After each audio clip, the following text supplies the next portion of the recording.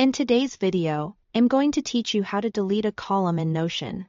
Whether you are tidying up a database or removing information you no longer need. The process is quick, and I'll walk you through it clearly so you know exactly what to expect. First, a quick note on terminology.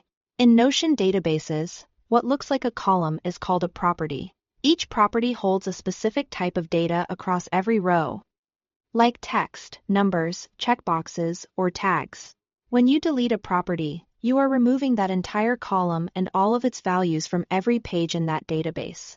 So take a moment to be sure you no longer need that information. If you are unsure, consider duplicating your database as a safety net.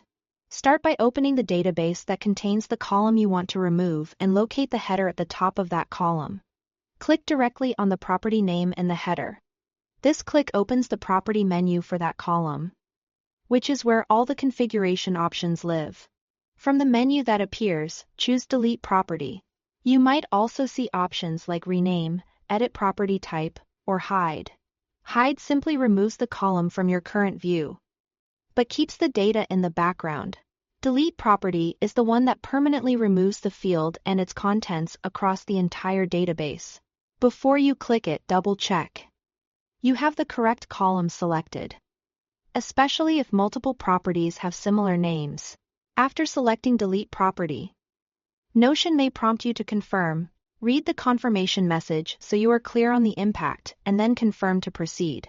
Once confirmed, the column disappears from the database and all associated values are removed. If you change your mind immediately, you can use Undo right away to revert. But once you keep working, restoring deleted property data may not be straightforward. That's all there is to it. Click the column header, select Delete Property, and confirm if prompted. Keeping your databases lean by removing unused columns makes views cleaner, filters easier to manage, and collaboration more focused. Remember, this change applies to the entire database and any linked views of it, because they all share the same properties. Take a moment to review filters and formulas afterward in case they reference the removed column. If this was helpful, give your workspace a quick review and streamline any properties you don't need, one at a time, following the same process. And if you are collaborating with others, a quick heads up before deleting shared fields can prevent confusion. Thanks for watching.